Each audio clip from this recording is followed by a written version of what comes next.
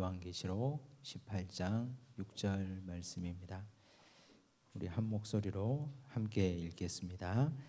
그가 준 그대로 그에게 주고 그의 행위대로 갑절을 갚아주고 그가 섞은 잔에도 갑절이나 섞어 그에게 주라. 아멘. 네, 오늘은 요한계시록 13번째 시간입니다. 계시록이 22장까지 있는데 오늘 18장을 공부하는 시간입니다.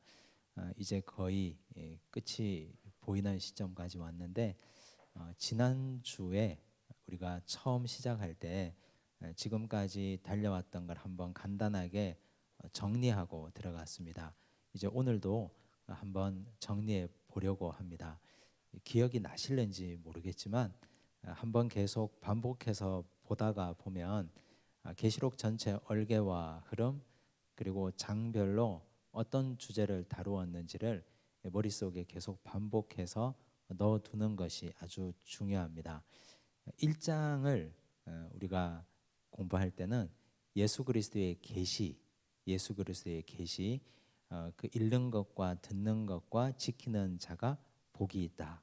그래서 하나님의 계시를 1장에서 받고 2장과 3장에서는 요한계시록을 받는 수신자 되는 교회, 일곱 교회가 무엇 때문에 책망받고 어떤 이유로 칭찬받았는지 그 교회에 대해서 구체적으로 설명했습니다.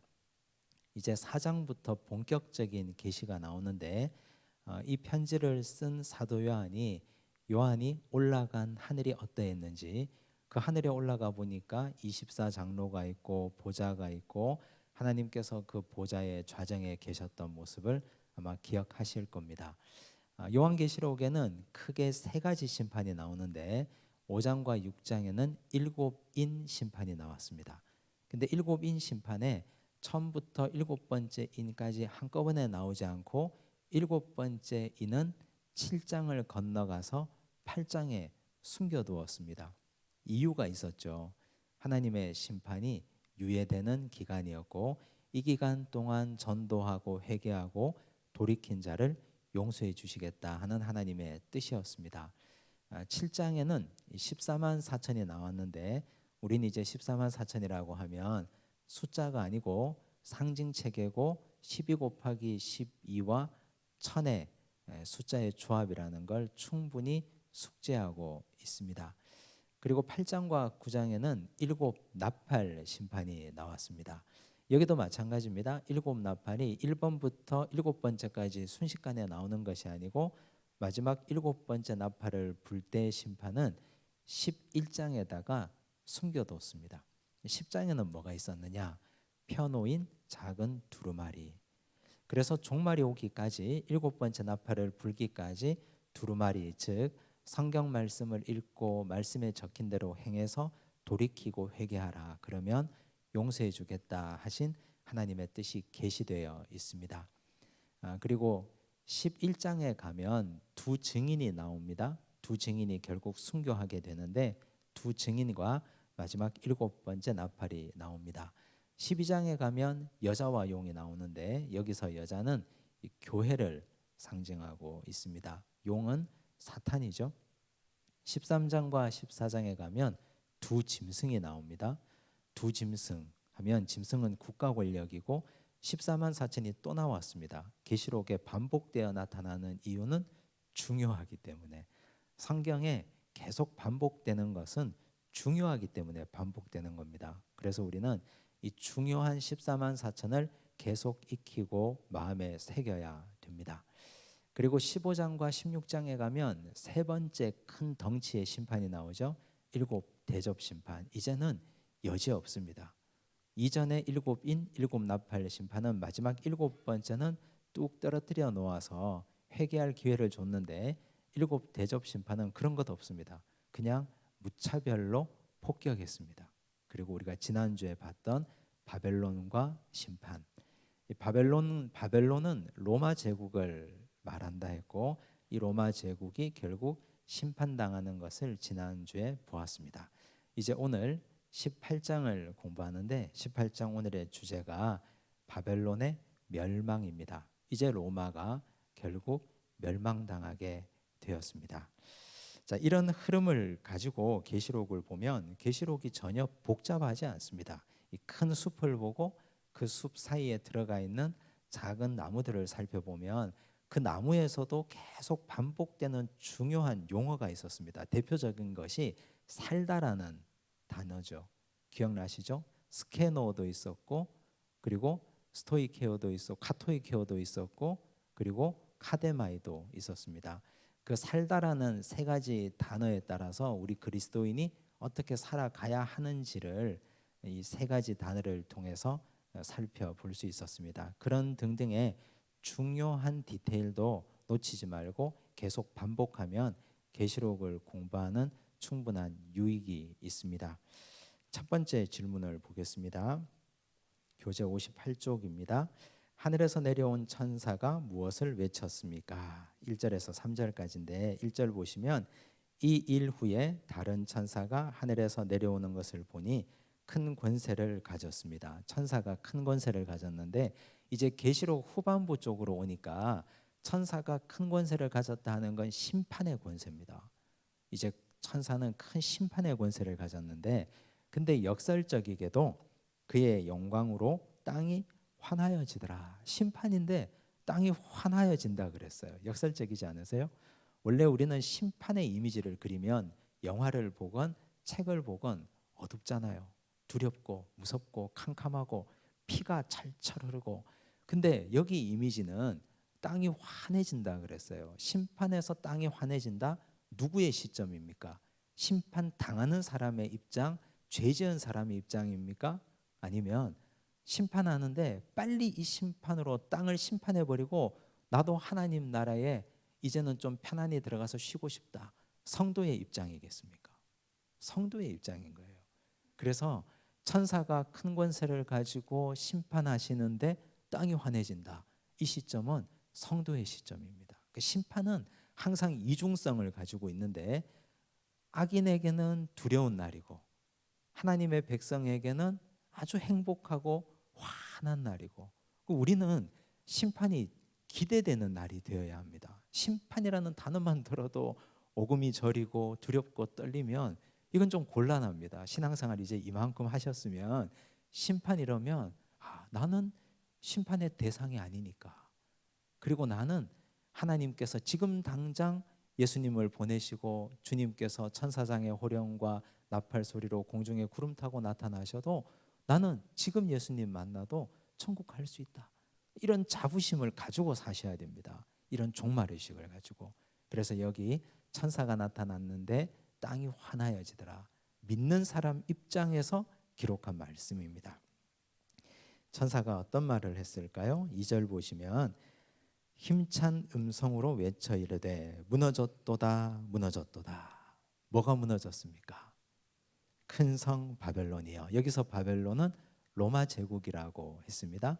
로마 제국이 무너졌다. 이미 무너졌다고 얘기하는 거예요. 지금 이 편지를 받는 성도들 입장에서는 아직 안 무너졌어요. 근데 무너졌다고 말하는 거예요. 그러면 어떤 마음일까요? 그렇구나. 반드시 무너지게 되어 있구나.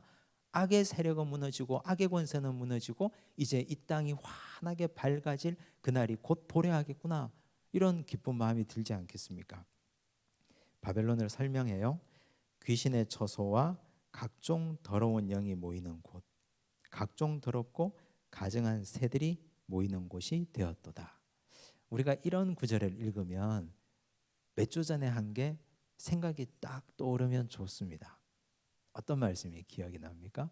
지난번에 한 거 16장 13절과 14절 말씀이 기억이 나야 됩니다. 볼게요. 또 내가 봄에 개구리 같은 새 더러운 영, 우리 공부했잖아요. 새 더러운 영이라 했는데 어떤 영이 새 더러운 영이냐? 용의 입. 용은 사탄이라 그랬죠. 짐승의 입. 용에게 권세를 받은 국가 권력이 짐승의 입입니다. 또 거짓 선지자의 입. 용과 짐승에게 붙어서 자신의 사리 사욕을 채우는 악한 거짓 선지자. 그 옛날 예수님 시절에 악한 유대 종교 지도자들, 남유다가 망할 때 성전에서 자기의 야욕을 채우고 있었던 악한 거짓 선지자들. 그들은 귀신의 영이라 그랬어요. 근데 귀신이 어떤 일을 해요? 이적을 행합니다. 귀신도 이적을 행해요. 그래서 우리가 분별이 중요하다 그랬죠. 온 천하 왕들에게 가서 하나님 곧 전능하신 이의 큰 날에 있을 전쟁을 위하여 그들을 모으더라. 이게 바벨론이에요. 이걸 다시 반복해서 지금 여기 2절에서 말씀하시는 겁니다. 그러면 로마 즉 바벨론은 어떤 곳입니까? 귀신의 처소라 그랬어요. 각종 더러운 영. 이제 우리는 더러운 영이라 하면 세 영을 떠올려야 됩니다.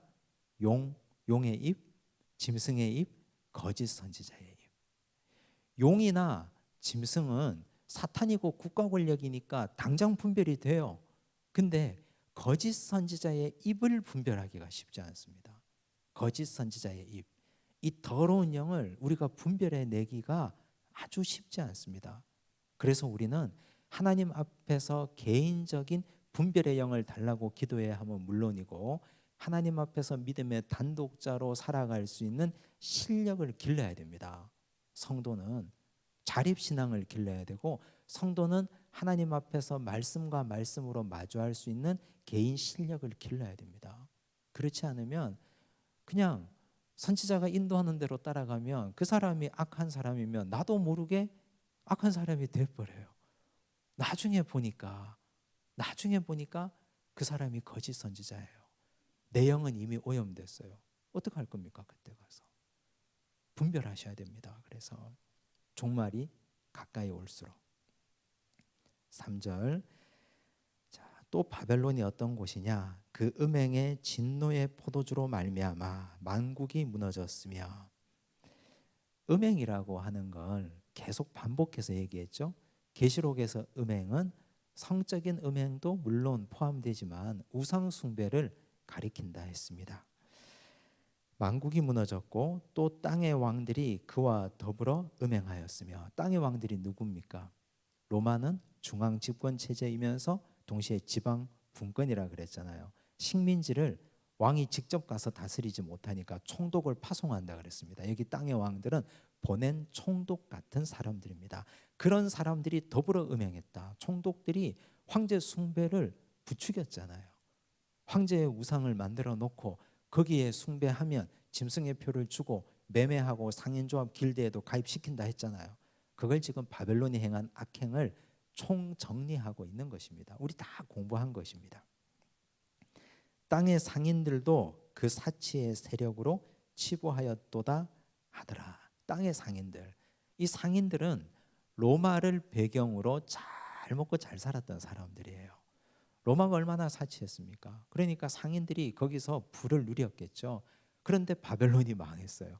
상인은 어떻게 돼요? 바벨론이 망했어요. 로마 제국이 무너져 내렸어요. 주변에 보낸받은 총독들은 어떻게 됩니까? 그들도 같이 망하는 거예요.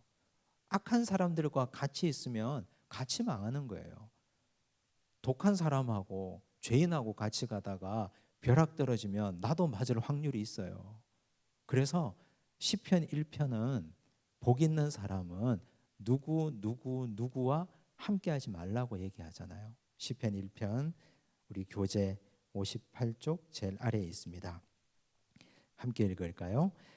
복 있는 사람은 악인들의 죄를 따르지 아니하며 죄인들의 길에 서지 아니하며 오만한 자들의 자리에 앉지 아니하고. 악인, 죄인, 오만한 자. 악인, 죄인, 오만한 자. 한마디로 말해서 우리와 결을 달리하는 사람들과 상종하지 마라, 이런 뜻이에요.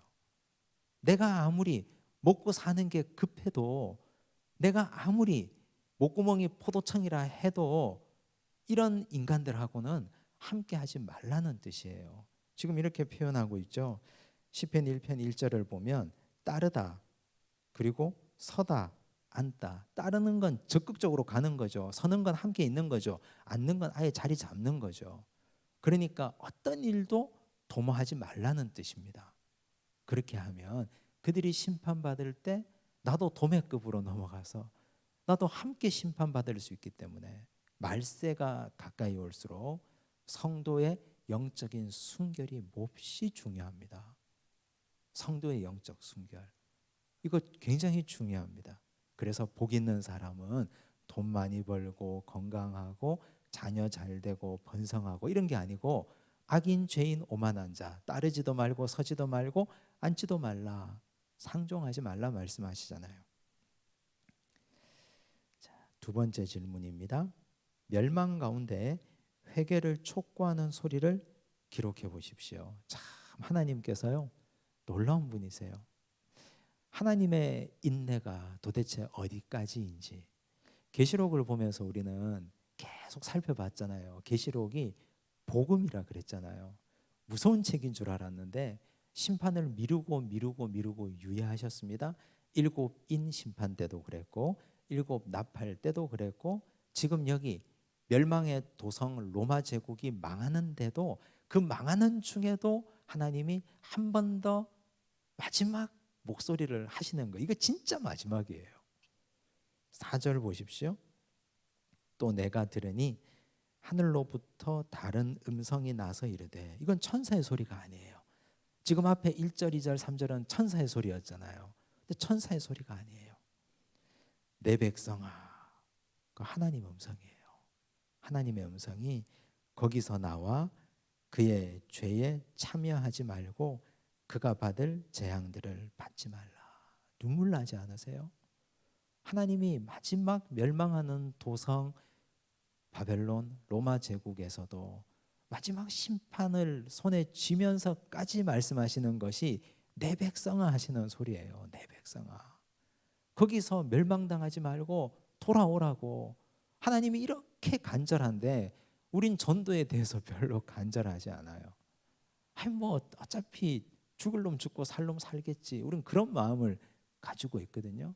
근데 하나님은 굉장히 간절해요. 내 백성아, 거기 있지 말고 빨리 빠져나오라고. 하나님께서 소돔과 고모라가 멸망당할 때 천사를 보내서 롯과 그의 가족을 구출해 내시잖아요. 급하니까 유황비와 불비가 막 떨어지는데 건져내잖아요. 누구 때문에 그랬습니까? 아브라함 때문에 그런 거예요. 롯과 그 가족은 이쁜 구석이 하나도 없는 인간들인데 기도하고 계속 간구하니까 하나님이 아브라함 낯을 봐서 그 조카 롯을 거기서 건져내신 거거든요. 그리고 하나님이 노아 홍수 심판 때도 120년 기다렸습니다. 120년, 자그마치 120년. 근데 방주의 문을 닫기 전 하나님은 또 7일을 더 기다려요. 창세기 7장 9절과 10절 한번 보십시오. 창세기 7장 9절과 10절 보십시오. 하나님이 노아에게 명하신 대로 암수 둘씩 노아에게 나와 방주로 들어갔으며 7일 후에 홍수가 땅에 덮이니, 이 7일이라는 시간요 120 더하기 7이에요. 근데 앞에 120은 년입니다. 120년. 그리고 뒤에 7은 날이에요. 120년 동안 기다렸는데 노아의 가족 다 타고요, 짐승들 암수 다 탔어요. 그랬는데 하나님은 한 번 더 기다리는 거예요. 7일을. 이 7이라는 수가, 성경에 나오는 7이라는 수는 완전수잖아요. 그래서 여기 창세기에 딱 7일만 기다렸을까? 전 그렇지 않다고 생각해요. 하나님의 인내가 차고 또 찰 때까지 하나님은 기다리고 또 기다리신 거예요. 그걸 보면 계시록은 무서운 책, 두려운 책이 아니고 하나님 눈물로 쓰신 편지예요. 또 기다리고 내 백성아 하시는 거 보십시오. 여기 또 중요한 단어가 나오는데요. 거기서 나와 그의 죄에 참여하지 말고, 여기 참여하다는 단어가 우리 잘 아는 헬라어 단어인데 코이노니아라는 단어가 원형이에요. 코이노니아 무슨 뜻입니까? 성도의 교제 아닙니까? 우리 코이노니아 합시다 이런 얘기 많이 들어보셨죠? 교제하다, 떡을 떼다, 함께 먹고 마시다, 즐기다, 그런 뜻이에요. 우리는 코이노니아가 성도들 안에만 있는 줄 알았어요. 교회에서 하도 코이노니아 얘기를 하니까. 근데 여기 악에 참여하지 말라 그랬어요. 악과도 교제하고 악과 떡을 떼고 악한 인간들과 함께 먹고 마시고, 땅의 상인들이란 말이 나왔잖아요. 먹고 살기 위해서 바벨론 로마 제국과 그들과 거래하며 그들과 함께 죄의 은밀한 낙을 누리고 즐기고 있는 사람들을 말하는 거죠. 거기 참여하지 말라는 겁니다. 종말이 다가오면 다가올수록 우리가 정말 깨어서 내가 받아도 될 돈인지 받으면 안 될 돈인지, 사귀어야 될 사람인지 깊게 사귀면 안 될 사람인지, 내가 가야 될 곳인지 가서는 안 될 곳인지 분별하고 살아가야 한다는 뜻이에요. 참여하지 말라 그랬잖아요. 거기 그냥 앉아서 밥 한 그릇 먹고 떡 하나 집어 먹고, 남들이 그냥 술 한 잔 먹는데 내가 거기서 분위기 맞춰주고 한두 잔 마시는 게 그게 무슨 죄가 되냐? 심각한 죄가 될 수 있다는 사실이에요. 어울리는 사람들이 어떤 인간이냐에 따라서. 5절입니다. 그의 죄는 하늘에 사무쳤으며 하나님은 그의 불의한 일을 기억하신지라. 기억한다 그랬어요. 하나님의 기억이라는 말은 굉장히 무서운 단어예요. 하나님의 기억은요, 손바닥에 새기다라는 뜻이 있거든요. 손바닥에 새기다. 손바닥에 왜 새겨 놓습니까? 우리가 누구랑 이렇게 얘기하다가 종이도 없고 그러면 볼펜 꺼내가지고 손바닥에 이렇게 이름 적잖아요.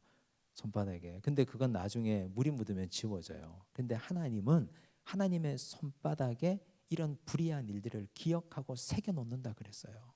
우리가 누구랑 함께 참여하는지, 어떤 인간들과 함께 떡을 떼고 마시고 교제하고 누리고 살아가는지 하나님 다 기억해 놓는다 그랬어요.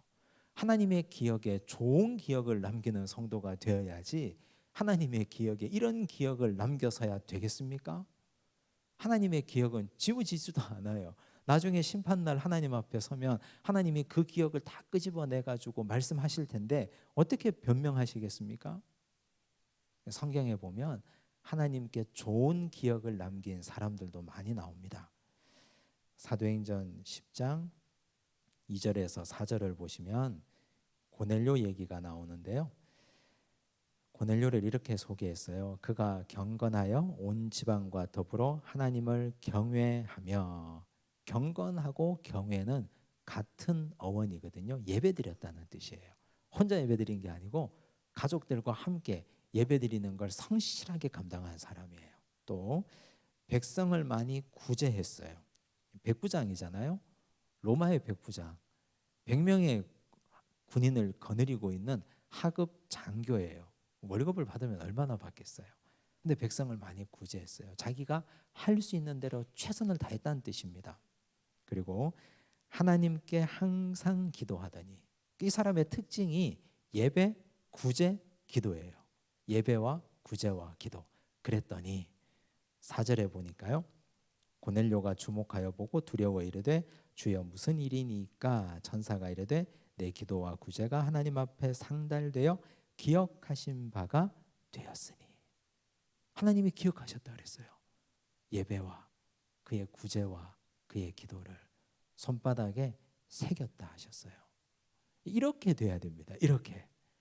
이런 성도가 되어야지 하나님 앞에 예배와 기도와 구제가 기억되는 사람이 되어야지 악인과 코이노니아하고 악한 사람과 함께 어울리고 안 그런 척하고, 그러면 하나님 그거 다 알고 계셔요. 하나님 손바닥에 다 새기고 계시는데 우리는 어떤 기억으로 남고 싶습니까? 사람들마다 나와 교제하는 사람들에게 좋은 인상을 주고 싶을 거예요. 우린 그런 마음이 다 있잖아요.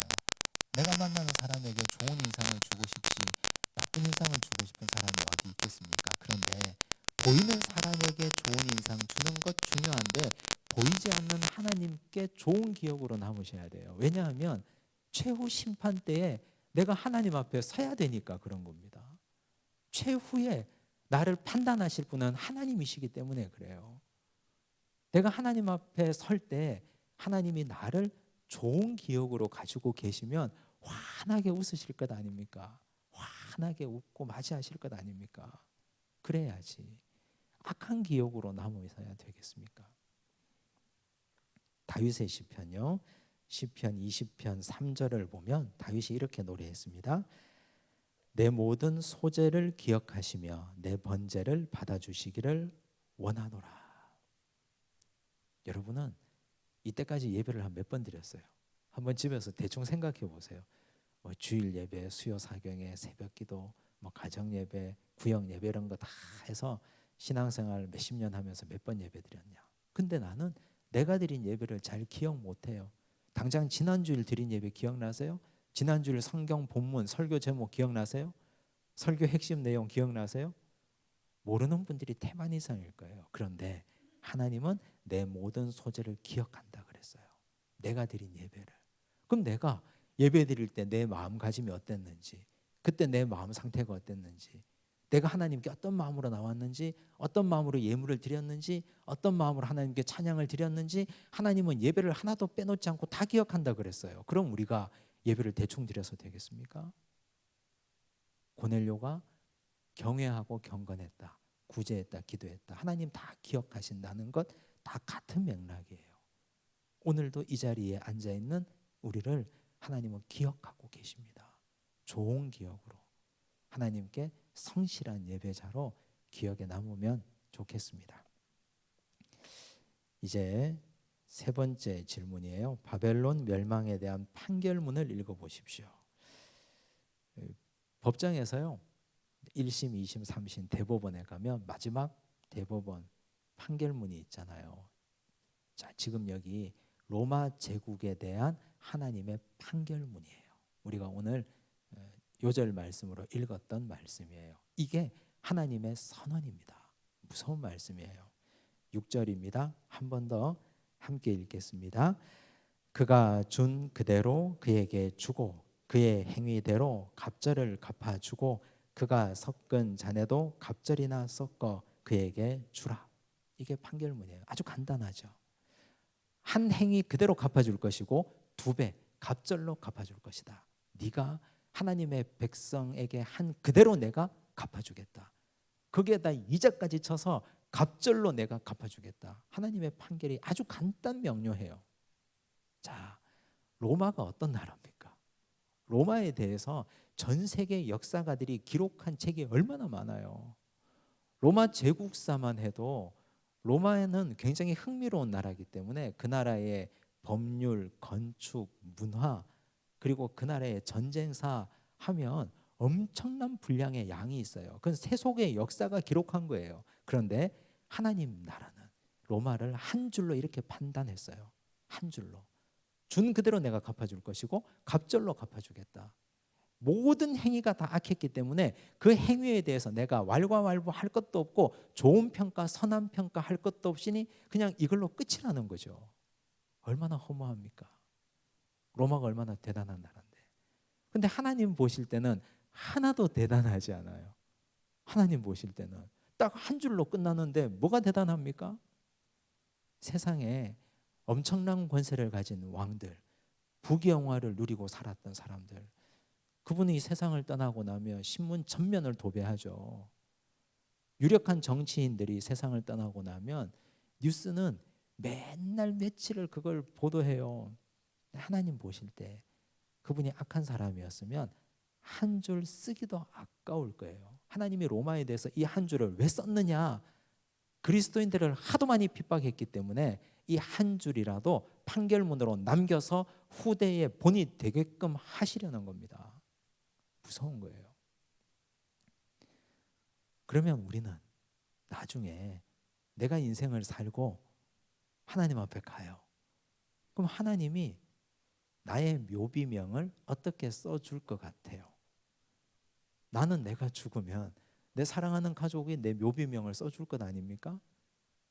사랑이 넘치는 아버지, 인자가 넘치는 우리 어머니, 이 땅에 오셔서 사랑의 본을 보이고 하나님 품에 안기시다. 뭐 이렇게 쓰시겠죠. 근데 그건 자녀가 그냥 좋게 써주는 거고 하나님께서 우리의 묘비명을 써준다 한다면 어떻게 쓰실 것 같으세요? 역대상 10장 13절 14절을 보면 사울의 묘비명이라고 제가 이름 붙이고 싶은데 이런 말씀이 있어요. 사울이 죽은 것은 여호와께 범죄하였기 때문이라. 그가 여호와의 말씀을 지키지 아니하고 또 신접한 자에게 가르치기를 청하고 여호와께 묻지 아니하였으므로 여호와께서 그를 죽이시고 그 나라를 이새의 아들 다윗에게 넘겨 주셨더라. 자세히 보세요. 하나님께서 사울이 죽은 이유를 세 가지를 말씀하셨어요. 크게는 범죄라 그랬고 범죄를 세 가지로 말씀하셨는데, 첫째, 여호와의 말씀을 지키지 않았다. 둘째, 신접한 자에게 가르치기를 청했다. 생각나시죠? 사울이 어떤 짓을 했는지 여호와께 묻지 않았다. 이거 생각나시죠? 이걸 하나님이 다 기억하고 손바닥에 새기고 계셨던 거예요. 그리고 그가 죽고 나서 역대기 기자를 통해서 그의 묘비명을 이렇게 단 2절로 기록하고 끝낸 겁니다. 사울은 이스라엘의 첫 번째 왕이에요. 사사시대가 끝나고 왕조 시대로 넘어가면서 첫 번째 왕이에요. 백성들이 볼 때는 탁월하고 유능한 왕이었어요. 잘생겼고 다른 사람보다 머리 하나가 더 있을 정도로 키가 컸고 전쟁에 능한 왕이었어요. 그런데 하나님 보실 때는 단 2절로 간단하게 정리하고 넘어간 겁니다. 근데 다윗에 대해서는 성경이 얼마나 많이 기록합니까? 엄청나게 많이 기록하잖아요. 할 말이 많으니까, 하나님과 얽히고 설킨 관계가 많으니까.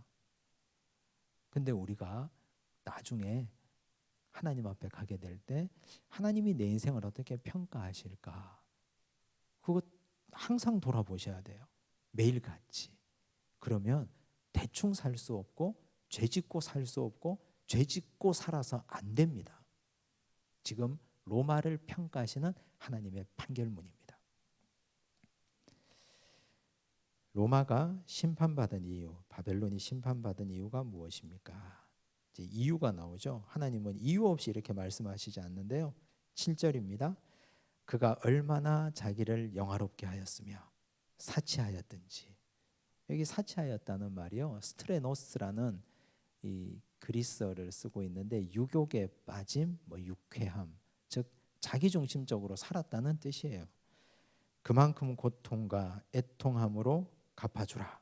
그가 마음에 말하기를 나는 여왕으로 앉은 자요 과부가 아니라 결단코 애통함을 당하지 아니하리라 하니, 한마디로 로마가 심판받은 이유가 뭐예요? 여기에 비추어 보면 교만이에요. 교만.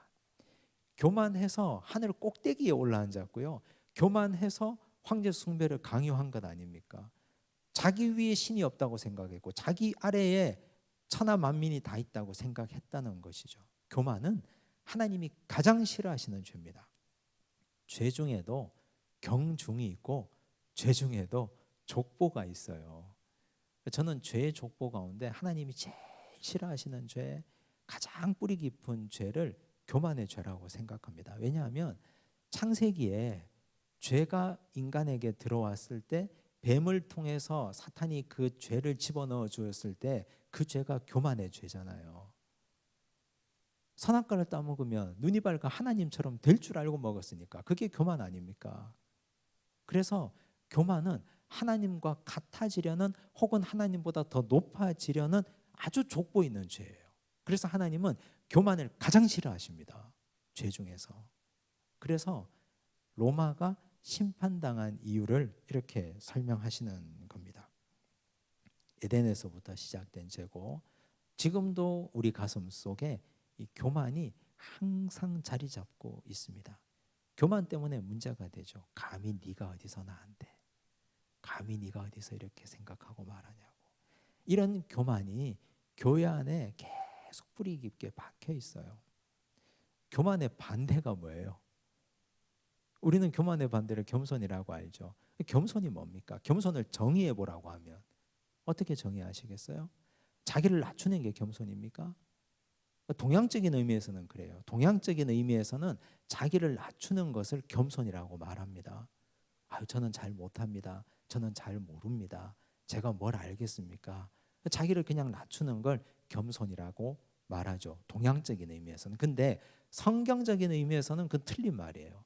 성경적인 의미에서의 겸손은 남을 높여주는 것이 겸손이에요. 한번 생각해 보세요. 자기를 낮추는 게 더 어려운가? 남을 높여주는 게 더 어려운가? 남을 높여주는 게 훨씬 어려워요. 우리가 속이 꼬여가지고 다 우리 마음속에 악한 본성을 가지고 있어서 다른 사람을 지켜 세워주고 다른 사람을 칭찬하고 다른 사람을 높여주는 것 힘들어요. 특히 같은 계열, 같은 분야에 있는 사람들. 권사님들끼리 높여주는 거 참 힘든 일이에요. 목사들끼리 서로 높여주는 거 힘든 일이고 힘든 일이에요. 빌립보서 2장 3절 한번 보십시오. 아무 일에든지 다툼이나 허영으로 하지 말고 오직 겸손한 마음으로 각각 자기보다 남을 낮게 여기고. 겸손을 정의하고 있잖아요. 겸손한 마음으로 각각 자기보다 남을 낮게 여기라. 겸손한 마음으로 자기를 낮추라가 아니고 겸손한 마음으로 자기보다 남을 낮게 여기라. 높여줘야 돼요. 칭찬해줘야 돼요. 적극적으로 칭찬해줘야 돼요. 세워줘야 되고. 그게 겸손이에요. 우리가 적극적으로 겸손하면 사탄은 떠나게 되어 있습니다. 왜냐하면 사탄은 교만의 영이거든요. 우리를 어떻게 해서든지 교만하게 만들어가지고 어떻게 해서든지 하나님과 척지게 만들고 어떻게 해서든지 하나님보다 더 높아지려는 마음을 품게 만들어서 하나님을 화나게 만들려고 하는 것이 사탄의 속셈이거든요. 그래서 우리는 거기에 넘어가면 안 돼요. 우린 적극적으로 남을 칭찬하고 남을 높여줘야 됩니다. 그래야 우리는 선으로서 악을 이길 수 있습니다. 근데 하나님은요, 이방인들이 교만한 것도 눈 뜨고 보지 못하세요. 교재에 있죠. 사도행전 12장 20절에서 23절을 보시면 헤롯이 두로와 시돈 사람들을 대단히 노여워하니, 이 헤롯은 누구냐 하면요, 성경에 헤롯이 많이 나오는데 이 헤롯은 요한의 형제 야고보를 죽인 헤롯이에요.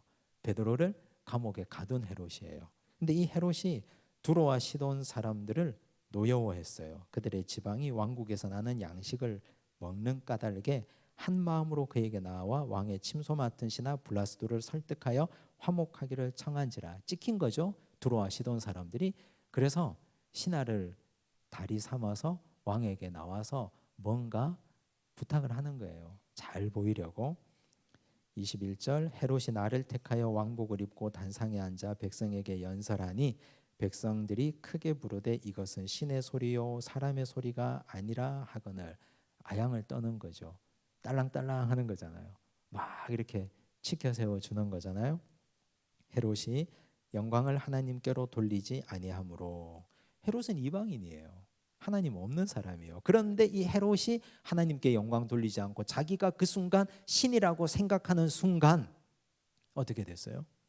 주의 사자가 곧 친히 벌레에게 먹혀 죽으니라.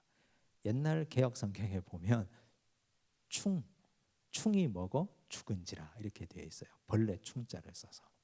하나님은 교만한 자를 이방인이건 하나님의 백성이건 가리지 않고 무조건 심판하십니다. 그래서 우리 절대로 교만하지 말아야 됩니다. 교만하지 않으려면 상대를 적극적으로 높여줘야 돼요. 나를 낮추는 거 그건 별로 중요하지 않아요. 그건 다 잘하는 거니까 그건 별로 중요하지 않고 타인을 칭찬하고 높여주고 그렇게 하셔야 됩니다. 자, 그 다음 페이지 보시면 하루 동안의 그 재앙들이 이른다는 말씀을 설명해 보라 그랬어요. 8절을 볼게요. 그러므로 하루 동안의 그 재앙들이 이르리니. 하루 동안의 재앙이 이른다 그랬어요. 이건 좀 충격적인 말씀이에요. 왜냐하면요, 지금까지 계시록을 통해서 보면 하나님은 재앙을 미루셨잖아요. 7인도 6번째인 떼고 건넜다가 7인, 7나팔도 6번째 나팔 불고 건넜다가 쉬었다가 7번째 나팔. 그리고 지금 앞에까지 마지막에도 7일 동안 기다렸던 하나님처럼 이 하나님이 내 백성들아 하고 부르시면서까지 로마 제국에 그 자리에 참여하지 말고 이리 건너오라 말씀하셨잖아요. 근데 이제는 하나님이 마지막 기회를 주시고 말을 듣지 않으니까 어떻게 하셨어요? 하루 동안의 그 재앙들이 이르리니. 하나님은 마음 먹으면 하루 동안이 아니라 단 1분 1초 찰나의 순간에 이 지구를 한 번에 멸망시킬 수도 있는 분 아닙니까? 왜냐하면 천지를 말씀으로 창조하셨으니까. 하나님의 멸망은, 하나님께서 심판하시는 것은 시간이 그리 오래 걸리지 않아요. 하나님이 마음 먹는 순간, 그 순간이 곧 심판의 시간이에요. 하루 동안의 그 재앙들이 이르리니 곧 사망과 애통함과 흉년이라. 그가 또한 불에 살라지리니 그를 심판하시는 주 하나님은 강하신 자이심이라. 이걸 우리가 모르고 살았다니까요. 하나님이 맨날 근심하시고 가슴 아파하시고 울고 계시고 통곡하시고 기다리시고 이러니까 하나님 만만하게 봤잖아요. 그렇지 않아요. 하나님은 강하신 하나님이에요. 심판하시기로 작정하면 한순간에 다 쓸어버릴 수 있는 하나님. 하나님이 강하고 능력이 있고 힘이 있으니까 그 힘을 감추고 쓰지 않을 뿐이죠. 그래서 우리는 교만하면 큰일 납니다. 이렇게 해서 즉시 심판이 이루어져 버렸습니다. 그런데 로마가 멸망당하니까 슬퍼하는 자들이 있었어요. 바벨론의 멸망을 보고 애가를 부르는 세 집단이 있어요. 땅의 왕들, 땅의 상인들, 바다에서 일하는 자들이에요. 하나하나 볼 텐데 특징이 있어요. 공통점이 있어요. 자, 땅의 왕들이 부른 애가를 기록해 보십시오 그랬는데요. 땅의 왕들은 어떤 자들이에요? 제가 말씀드렸죠. 총독들이라 그랬어요. 식민지에 파견받아서 정치하고 있던 총독들. 그들의 희망과 그들의 소망은 황제가 되는 게 꿈이었어요. 빌라도의 꿈이 로마에 가서 출세하는 것, 그것이었던 것처럼 땅의 왕들은 로마 황제가 되는 것이 그들의 꿈이었다니까요. 그런데 로마가 멸망당했으니까 그들의 꿈이 사라진 것 아닙니까? 9절, 그와 함께 음행하고 사치하던 땅의 왕들이 그가 불타는 연기를 보고 위하여 울고 동그라미 치세요. 울었어요. 가슴을 쳤습니다. 그의 고통을 무서워하여 멀리 서서 이르되, 멀리 서서 줄치세요. 자, 보시면 우는데 가까이 가지는 않아요. 가슴은 아파하는데 멀리 서 있어요. 여러분, 우리 가족이 누군가가 다쳤어요. 그럼 멀리 서서 울고 있겠어요? 내 집이 불이 나서 활활 타고 있어요. 멀리 서 있겠습니까? 어떻게 해서든 가져두고 하나라도 건지려고 남들은 들어가지 말려고 하는데 나는 막 들어가려고 하고 그러죠.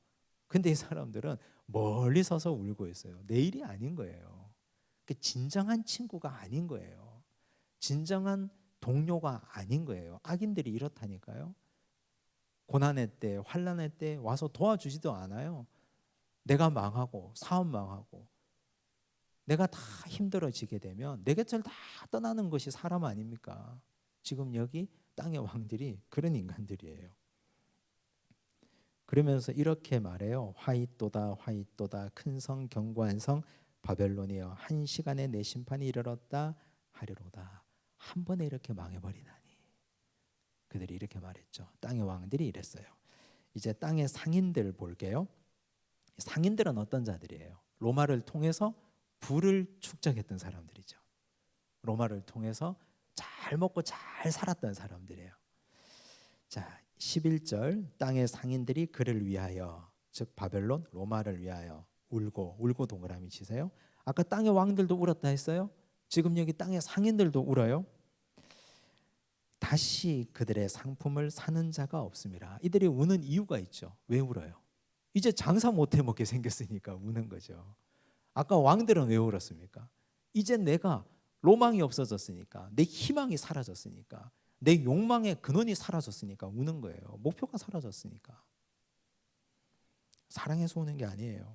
12절, 그 상품은 금과 은과 보석과 진주와 세마포와 자주 옷감과 비단과 붉은 옷감이요 각종 향목과 각종 상아 그릇이요 값진 나무와 구리와 철과 대리석으로 만든 각종 그릇이요. 그들이 팔아먹었던 상품들을 쭉 설명하고 있어요. 13절, 계피와 향료와 향과 향유와 유황과 포도주와 감람루와 고운 밀가루와 밀이요 소와 양과 말과 수레와 종들과, 여기까지는요 그냥 일상적인 품목들이에요. 지금 이것만 봐도 입이 쩍 벌어지죠. 근데 그 뒤에 나오는 게 제일 중요하죠. 뭘 팔아먹었어요? 사람의 영혼들이다.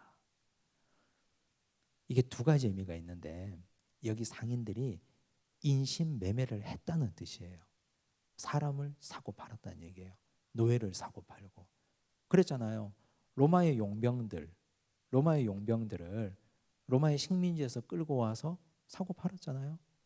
그리고 몰락한, 전쟁에서 지고 끌려온 몰락한 사람들을 원형 경기장에 집어넣어 가지고 맹수와 싸우게 했잖아요. 인신매매를 했다는 뜻이에요. 또 두 번째 의미는 황제 숭배를 통해서 우상 숭배를 하게 해서 그들의 영혼을 지옥불에 들어가게 했다는 뜻이에요. 두 가지 의미를 동시에 가지고 있습니다. 나쁜 놈들이죠. 여기 이 상인들이. 그들이 돈 벌기 위해서, 그들이 치부하기 위해서, 부자로 살기 위해서 로마와 거래하면서 사람을 사고 팔았어요. 그리고 사람을 우상 숭배하게끔 해서 그들의 영혼이 지옥불에 들어가게끔 만들었던 사람들이에요. 그런데 울고 있어요. 다시는 장사 못하니까. 15절, 바벨론으로 말미암아 치부한 이 상품의 상인들이 그의 고통을 무서워하여 멀리 서서 울고 애통하여. 동그라미 치세요. 얘들도 멀리 서 있어요. 내가 이제 장사 못하는 건 가슴 아프지만 나도 가까이 가서 같이 멸망당하기 싫은 거예요. 멀리 서 있는 거예요. 돕지 않는 거죠. 또 얘기하죠. 17절, 그러한 부가 한 시간에 망하였도다. 자, 세 번째 부류, 애통하는 사람들, 바다에서 일하는 자들이에요. 바다에서 일하는 자들은 어떤 자들일까요? 첫째는 땅의 왕들이 울었죠. 둘째는 상인들이 울었죠. 셋째는 바다에서 일하는 자들은 상인들을 싣고 다니는 선주들과 선원들이에요. 상인들이 부자들이잖아요. 상인들이 이 배를 소유하고 있을 것 아닙니까? 배를 부릴 것 아닙니까?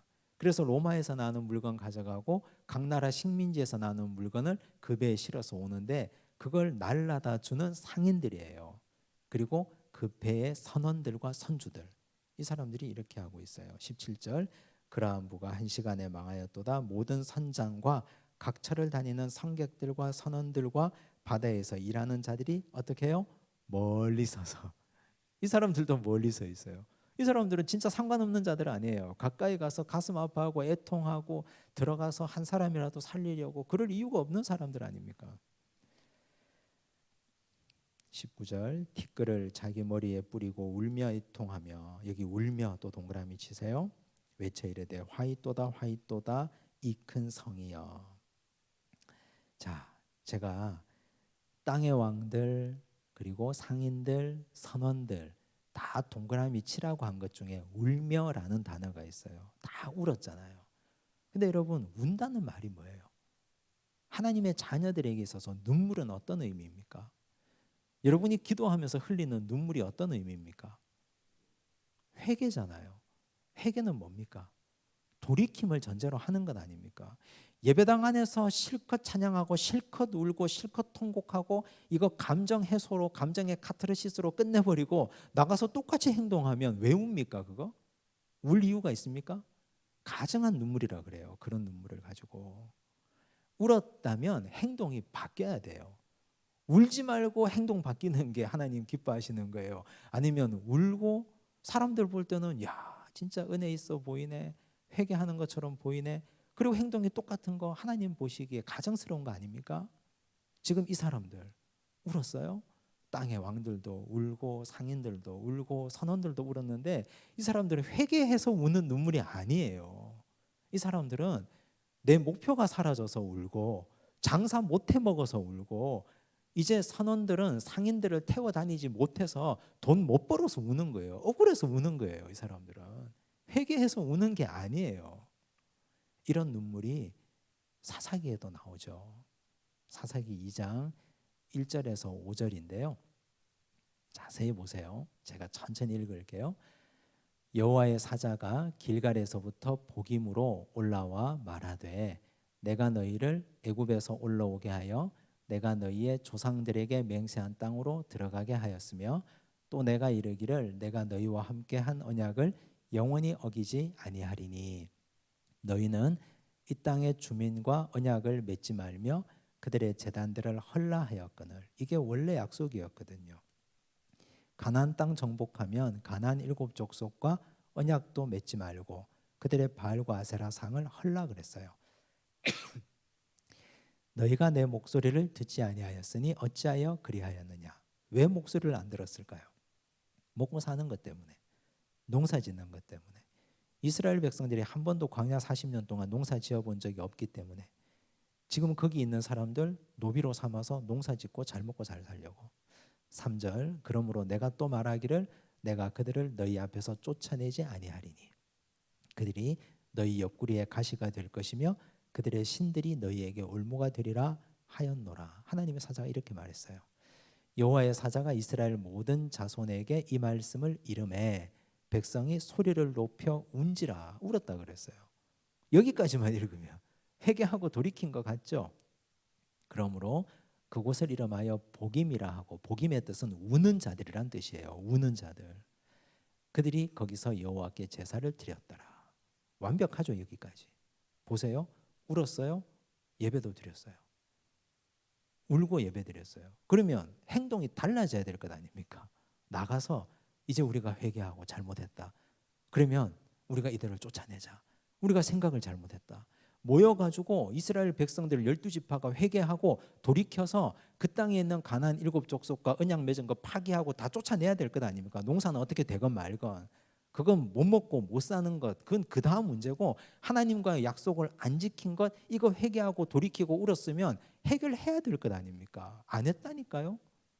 울고 제사 지내는 것으로 끝이었어요. 그래서 하나님은 그곳 이름을 복임이라고 부르신 거예요. 우는 자들, 책망하는 거죠. 하나님께서 책망하시고 비아냥거리시는 거죠. 지금 여기 이 사람들 우는 것과 똑같아요. 우리에게 회개의 눈물이 있는가? 맨날 울면 뭐예요? 교회 와서 기도하며 울고 찬양하고 그렇게 울고 돌이키지 않는데, 반성하고 행동이 안 달라지는데, 진짜 하나님의 백성은 돌이키고 울었으면 해결하고 그리고 완전히 달라주셔야 돼요. 종말의 때 특별히. 바벨론이 심판받는 가운데 즐거워하는 자들이 있습니다. 그들은 누구입니까? 20절 보시면 하늘과 성도들과 사도들과 선지자들아 그로 말미암아 즐거워하라. 하나님이 너희를 위하여 그에게 심판을 행하셨음이라 하더라. 심판의 이중성이죠. 심판 항상 이중적이에요. 아까 1절에 봤죠. 땅이 환하여지고 환하여지고 밝아졌다 그랬잖아요. 심판의 때가 우리에게는 즐거운 날이 돼야 돼요. 이제는 고통이 끝나는 날이니까, 이제는 이 땅의 수고가 다 끝나는 날이니까 행복한 날이 되어야 합니다. 21절 이에 한 힘센 천사가 큰 맷돌 같은 돌을 들어 바다에 던져 이르되 큰 성 바벨론이 이같이 비참하게 던져져 결코 다시 보이지 아니하리로다. 마지막 로마의 최후 심판이에요. 22절에서 24절 멸망 이후의 로마를 이렇게 묘사하고 있어요. 또 검은 고 타는 자와 풍류하는 자와 퉁소 부는 자와 나팔 부는 자들의 소리가 결코 다시 내 안에서 들리지 아니하고, 망했으니까요. 어떠한 세공업자든지 결코 다시 내 안에서 보이지 아니하고, 또 맷돌 소리가 결코 다시 내 안에서 들리지 아니하고, 사람 사는 세상이 아니게 된 거죠. 망했으니까. 등불빛이 결코 다시 내 안에서 비치지 아니하고, 신랑과 신부의 음성이 결코 다시 내 안에서 들리지 아니하리로다. 망해버렸으니까요. 사람 사는 세상이 아니게 된 거죠. 황폐한 로마 제국의 잔재를 말하는 겁니다.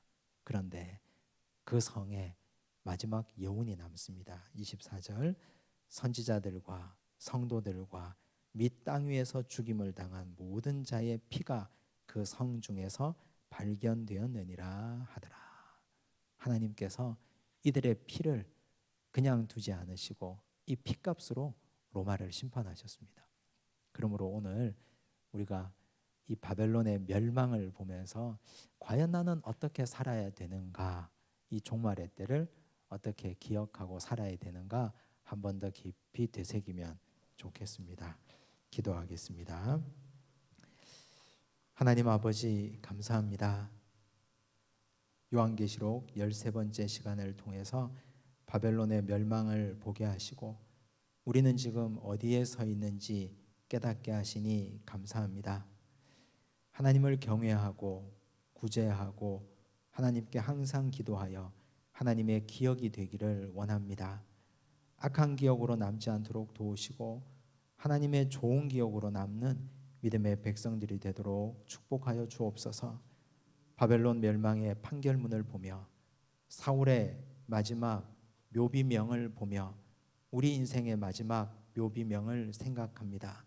우리가 평생을 살고 하나님 앞에 서게 될 때 하나님께서 내 인생을 어떻게 평가하실지 다시 한번 돌아보게 하시옵고, 하나님 앞에서 부끄러울 것이 없는 일꾼으로 우리 인생을 새롭게 결단하고 다짐하고 살아가도록 축복하여 주시옵소서.